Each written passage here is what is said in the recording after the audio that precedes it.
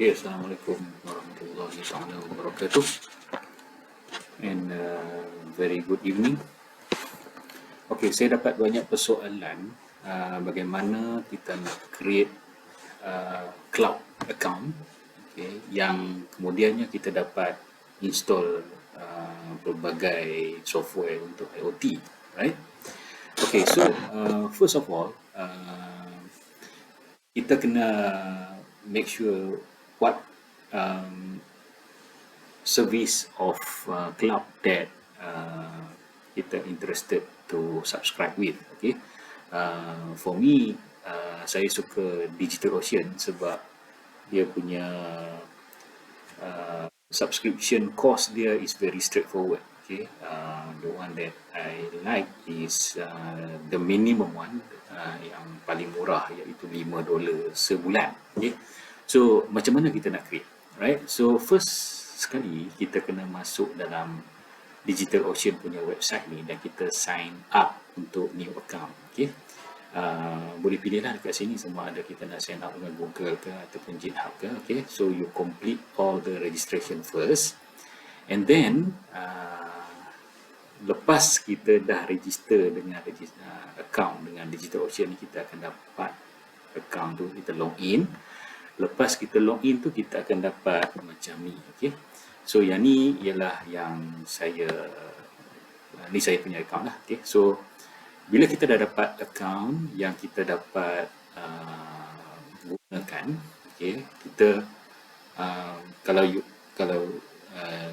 your case is a newly subscribe DigitalOcean punya account, there is nothing on your left hand side dekat sini lah.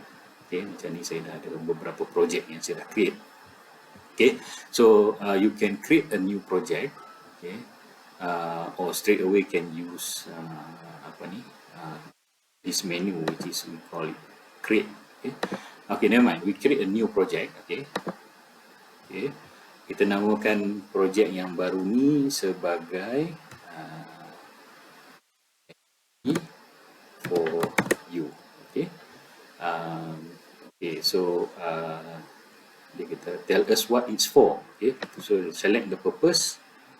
Kita cakap kita punya purpose is for, tengok ada apa di sini, kita ada IoT. Okay, so kita pilih IoT, right? So kita create project. Alright, so bila kita dah masuk dalam IoT for you ni, okay, kita boleh terus create satu resource ataupun satu cloud, apa orang kata ni, instances. Okay, so cloud instance. Okay, untuk create cloud instance tu, okay, step dia ialah kita pergi dekat create sini, menu ni, kita pilih droplets. Okay, sebab droplets ni ialah maksudnya ialah cloud server tu lah. Kita nak create satu virtual computer dekat cloud. Okay, so kita klik dekat droplet ni. Right, okay, so bila kita ada option untuk pilih image ni, kita boleh pilih sama ada kita nak Ubuntu ke, FreeBSD ke, Fedora ke, Debian, CentOS atau Rocky Linux. Okay, so dalam Ubuntu sendiri pun ada beberapa version yang kita boleh pilih kat sini. Okay, so kalau yang ni, okay, bila kita install Ubuntu 20.04 64-bit ni, maksudnya kita akan dapat satu operating system, satu PC, virtual PC, okay, yang OS dia ialah Ubuntu, which is Linux lah. Okay, dan kosong, tak ada apa-apa dalam tu. Okay, ada juga yang DigitalOcean ni dah pre-install stuff inside that. Okay, for example, kalau kita pergi dekat, kita tengok dekat marketplace ni. Okay, marketplace ni dia ada beberapa jenis ataupun software yang dia dah siap install untuk kita. Okay, for example, dia dah ada LAMP, dia dah ada Flash install, WordPress, Docker install, Laravel, cPanel, ada banyak lagi dalam ni. So kita boleh pergi dekat See On Marketplace Apps ni, kita boleh tengok apa offer apa yang DigitalOcean offer untuk kita lah. Maksudnya nak menyenangkan hidup kita lah kalau kita tak mau install apa sendiri. Okay. Bagi saya akan menggunakan yang kosong. Okay. So kita akan buat sendiri semuanya. Okay. So kita pergi kepada Ubuntu ni, kita pilih Ubuntu, and then the next one is to choose a plan. Okay. Kita ada shared CPU, okay, basic. Okay. Kita pilih yang ni sebab kalau kita pergi kepada dedicated CPU ni, harga dia semakin naik lah, semakin naik lagi. Okay. So kita pilih yang paling murah sekali untuk kita belajar lah kan. Okay. Then the CPU option ni dia akan terus, okay, by default dia akan tunjuk dekat sini premium Intel NVMe SSD. Okay. We don't need that yang laju sangat lah. Kita pilih yang biasa je, regular saja, regular with SSD. Okay. Yang paling murah ialah $5 sebulan. Okay. Spek dia ialah 1 gig RAM, 1 CPU, 25 gig SSD disk dan 1000 gig transfer. Okay. For IoT this is enough already lah, like for catering for like maybe 50 sensors, 100 sensors or so, depending on the speed of the transmission of the data. Okay. But $5 per month ni dah cukup lah sebenarnya untuk kita mula belajar macam mana cara nak buat cloud. Okay. So kita pilih paling murah.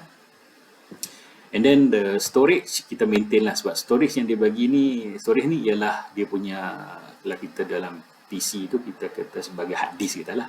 Kat sini dia panggil ialah SSD disk, dia guna solid state disk lah, laju sikit lah dia punya storage dia. 25 gig dia bagi. Kalau nak tambah, kita boleh klik dekat sini dan kita tambah volume dia kepada kalau tak salah saya ya kat sini. Okay, sebulan tambah lagi $10 untuk dapatkan 100 gig. Okay, but for the time being we don't need to do that.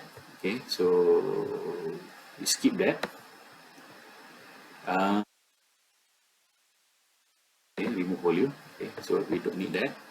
Okay, so data center region, kita kalau boleh kita pilih yang paling dekat dengan kita lah, which is Singapore. Okay, paling dekat maksudnya dia punya latency tu lagi kurang lah. Okay, okay, so dia bagi nama dia default as GP1. Okay, so doesn't matter. Okay, alright, so the next one is the authentication. Okay, kita ada sama ada kita nak, okay, yang ni maksudnya bila dalam Linux tu, okay, kita tak akan nampak Linux ni sebagai macam kita login dalam Windows lah, ada dia punya desktop dia, kita nampak ada gambar apa semua, tak boleh. Sebab apa? Sebab tujuan kita ada cloud dalam Linux ni ialah semuanya melalui command line. Okay. So kita akan masuk ke dalam kita punya virtual computer tu pun melalui cara command line. Okay. Kita akan masuk menggunakan secure shell. Okay. Dalam Linux ni cara nak masuk yang paling popular ataupun paling de facto lah cara nak masuk ke dalam Linux system ni daripada luar, contohnya daripada PC kita nanti. Kita akan masuk ke dalam virtual computer yang kita subscribe $5 ni. Kita akan menggunakan secure shell, SSH. Okay. Okay, cara nak masuk tu sama ada kita nak gunakan key ataupun kita gunakan password. Okay. Password ni senang sikit lah kita nak ingat. Senang kita nak apply kan benda ni. Kalau SSH key ni lebih canggih, lebih secure, tapi kena simpan key ni elok-elok lah, maksudnya dekat PC ni yang ada key. Okay. Kalau kita guna PC lain, macam mana? Kita kena ambil pula key yang ni, kita letak kat PC yang nak access tu maksudnya. Okay. So dia punya flexibility tu agak kurang sebab kita kena make sure the key is inside a PC that will be accessing the virtual PC that we subscribe to. Okay. So kita nak benda yang lebih mudah, kita guna password. Okay. Password. So kita kena create password. Bila kita nak masuk tu nanti guna secure share tu, dia akan tanya username dengan password. Okay. dia punya username ialah root. Okay, root macam ni, root, ROOT. Then the password tu ni dia kena ada dia punya 8 characters long lah apa semua. Saya nak create satu, saya nak create nama sebagai Zaki 123 Zaki. Okay, macam tu. Zaki 123 Zaki. Saya ada huruf besar, ada number apa semua kat sini. Okay. Bila dah siap, okay, kita yang ni semua ni optional kalau kita nak enable backup ke monitoring ke IPv6 ke which is kalau nak enable pun boleh. Okay. Tak apa, kita can enable it later. So, tak payah risau lagi benda tu. How many droplet, kita nak berapa, configuration yang macam ni kita nak sekarang ni satu je lah, kita tak perlukan banyak pun sebab kita nak satu PC untuk kita belajar at least. Okay. Choose a host name. Okay. Host name ni kita boleh tukar dia. Okay. Kita boleh kata Ubuntu IoT Zaki. Okay. Then we put 01 lah, easier lah to remember. Okay. So nanti kita bila kita nampak Ubuntu IoT Zaki 01 ni, we know already this one is meant for this particular $5 punya virtual PC yang kita subscribe tu. Okay. Mungkin lepas ni kita ada 02 ke 03, maksudnya kita ada banyak lagi virtual computer yang kita beli, kita subscribe. Okay. So, apa? Select project. Okay, so kita akan assignkan this one under the new project that we created just now, IoT for you. Right? So we create the droplet. Okay.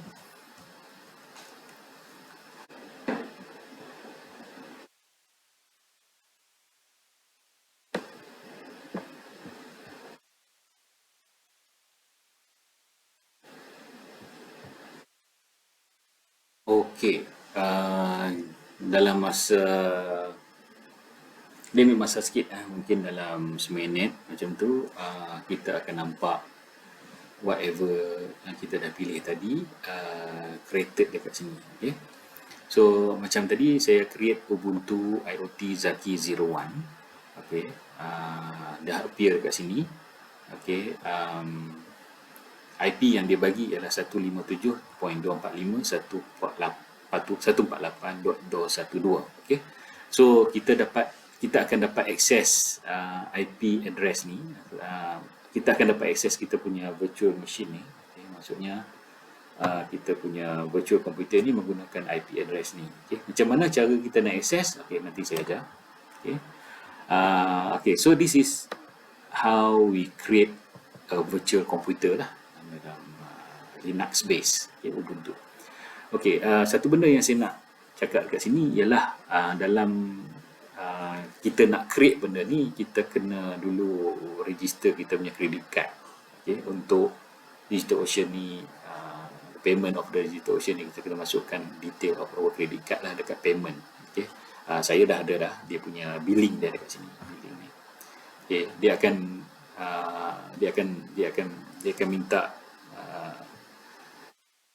sedari lah masukkan number credit card, everything to verify first. Okay, so they will charge according to whatever we have added over here, right? Okay, so macam mana cara kita nak access kita punya virtual computer ni, right?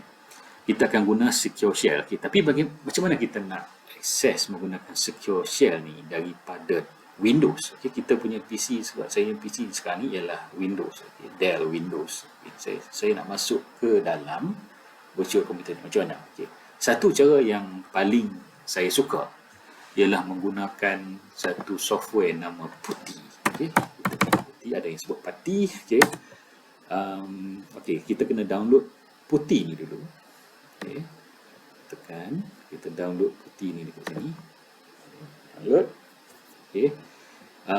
Kita pilih 64-bit x86. Okay, kat sini. Okay, so dia akan download MSI tu. Lepas download, kita pun akan install PuTTY ni. Okay. Okay, so kalau dah ada, okay, macam dalam kes saya dah ada PuTTY. Saya just need to launch the PuTTY. Okay, so we just type PuTTY and then launch the PuTTY app. Okay, kat sini, right? Okay, saya close yang ni. Okay, so kita pergi balik kepada DigitalOcean tadi dan kita copy, okay, IP address tu, dan kita buka kita punya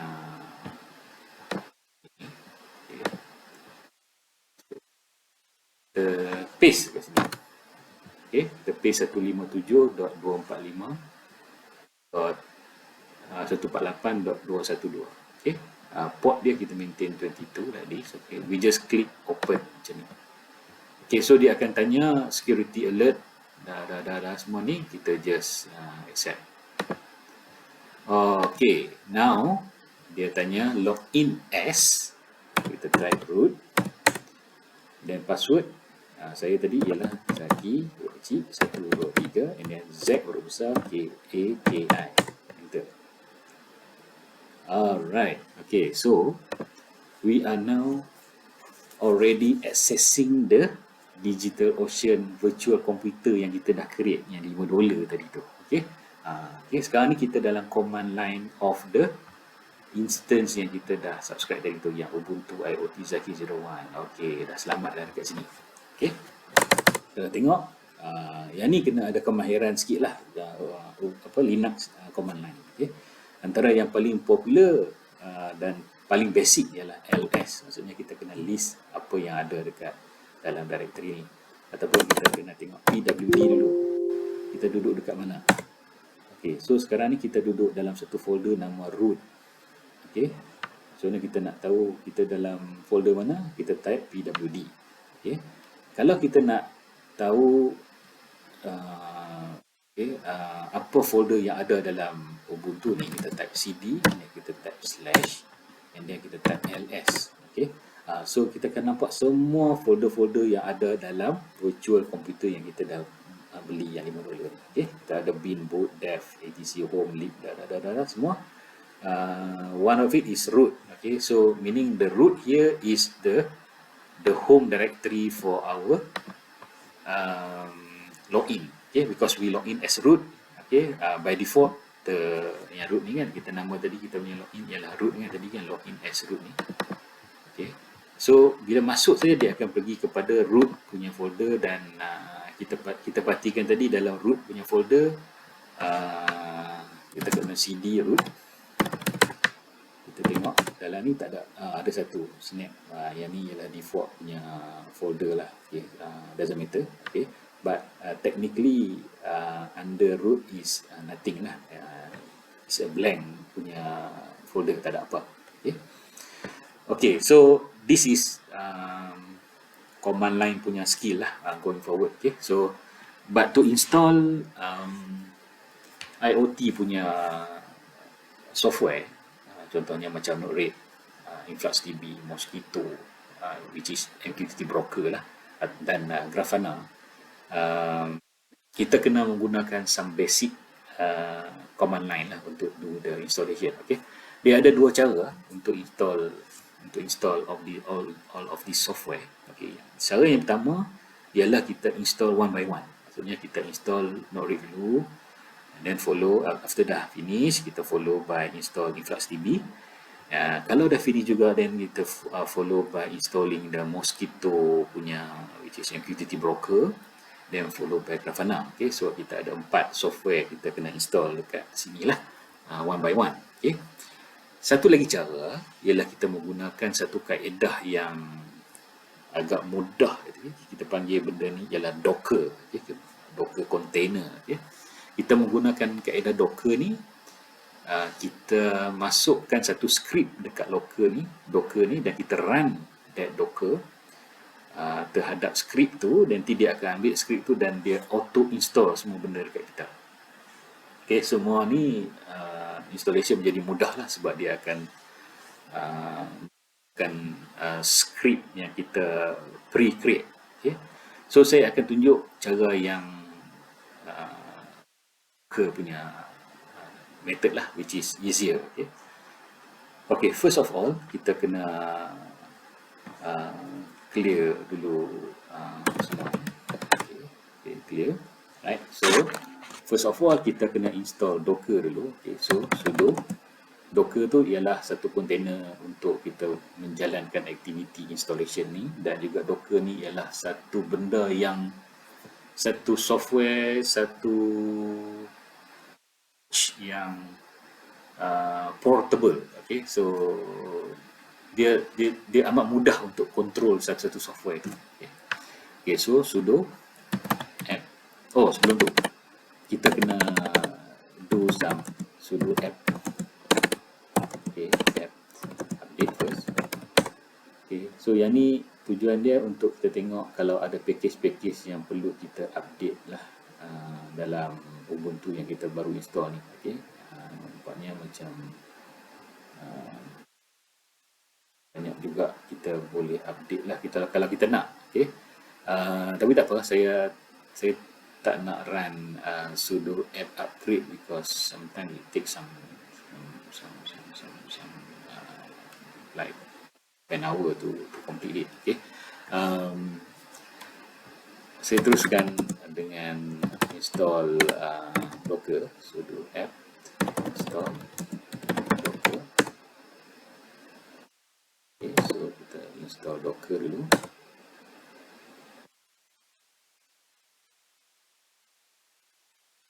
Okay, so nampaknya Docker telah diinstal. Seterusnya kita akan sudo app install. Satu lagi, untuk menjalankan skrip tu kita akan menggunakan Docker Compose. Okay, so kita akan install Docker Compose.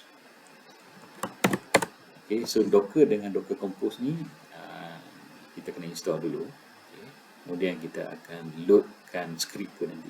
Okay, macam mana nak letakkan skrip tu nanti saya tunjuk.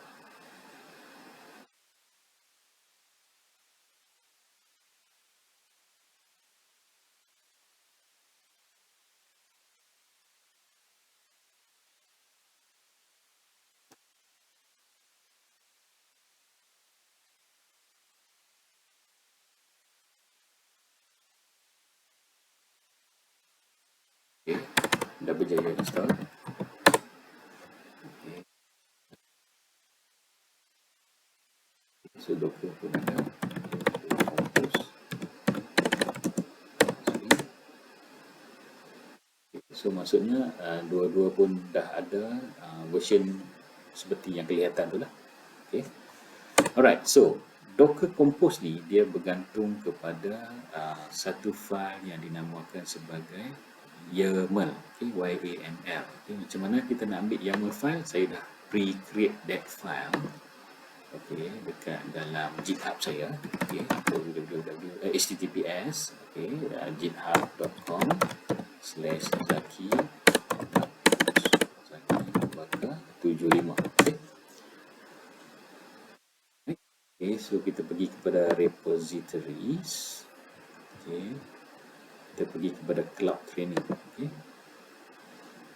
Okay, kita akan nampak dekat sini ada docker compose.yml YAML. Okay. Okay. Okay, kita akan kopikan YAML ni dan kita akan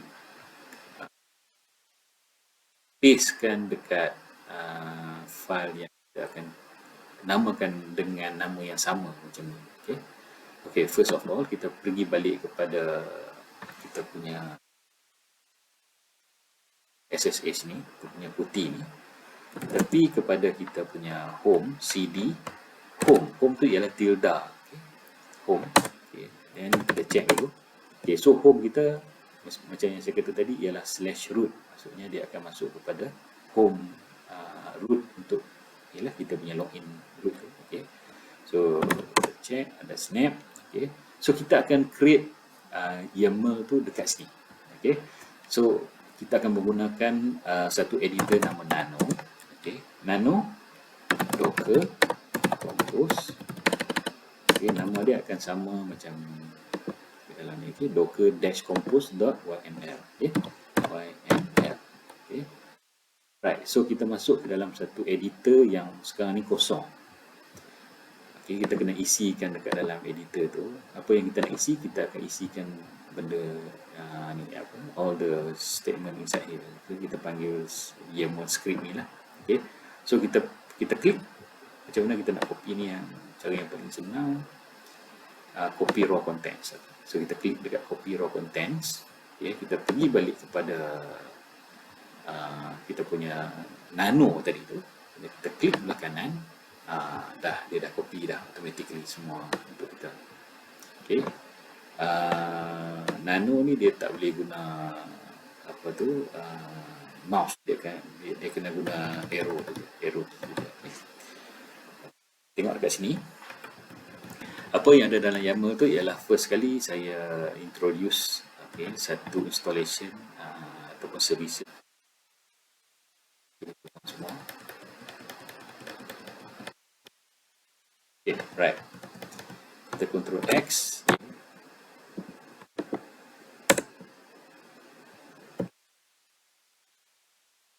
We do up.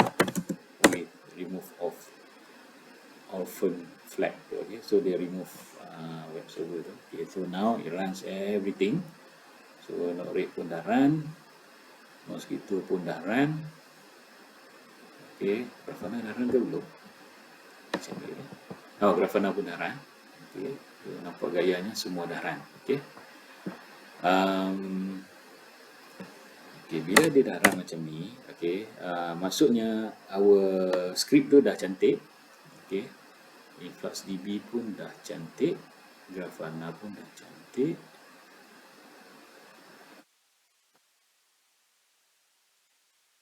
Okay, cek balik Node-RED dah cantik, Mosquito pun cantik. Okay, so okay, kita nak kena, once we verify everything is okay, okay, kita stop dulu. Okay, kita tekan Ctrl C. Okay, right, kita stop there, then we do docker compose down first. Maksudnya kita downkan dia dulu. Now we want to run, but we run in the background. Okay, semua benda tu kita run in the background. So kita tekan, kita type docker compose up -d. Okay. So semua ni dia akan create dekat, dia akan run dekat background. So we can make use background tu, maksudnya benda yang panjang tadi, macam yang kita tengok dekat atas ni tadi, yang panjang ni semua. Dia run macam ni juga, tapi dekat belakang, dia tak nampak dekat command line ni. Okay, so kita dapat make use of the command line to do other stuff lah. Okay, so let's say we want to do some ls -al. Okay, kita listing all listing. Okay, so meaning kita akan nampak semua benda dekat sini dah terhasil selepas kita men-runkan docker compose ni. Okay, alright. Okay, so now kita punya Node-RED dah jalan, Grafana dah jalan, InfluxDB dah jalan. So we need to verify whether this one is running good or not. Okay, how to verify? We go to here. Okay, kita copy lagi sekali IP address ni. Okay, so kita just type IP address untuk Node-RED ialah 1880 lah, port dia. Kita enter tengok. Alhamdulillah masuk elok semua. Okay, itu okay, start. Okay, so Node-RED is here. Okay, kita tekan next. Kita tengok apa yang ada baru version, sebab 2.2 ni is very new lah. Okay, the newest version. Okay. Ada wiring trick juga sekarang ni. Okay, you guys can learn all the new features lah. Right. Okay, so I think InfluxDB also is already there. Okay, we can verify later on. But all the default punya logo. Okay, so kita touch sebagai admin. Password kita ialah secret. Okay, kita tekan in. Okay, cantik. Okay. And the good thing about using cloud is that we can access our Node-RED from anywhere as long as there is a computer. Okay, because we have a public IP address already. Okay. This public IP address, where we got this? We got it from the projects and also the droplets that we created just now. Okay, so we get this. This is accessible from anywhere, any computer that you have. Okay, okay, Grafana pun dah ada, InfluxDB pun dah ada, saya rasa kat sini because we already created this. Okay, okay, that's it for macam mana cara kita nak create IoT software dekat dalam Digital Ocean. Okey. Okey, nanti kita akan jumpa lagi dalam episod-episod seterusnya. Terima kasih.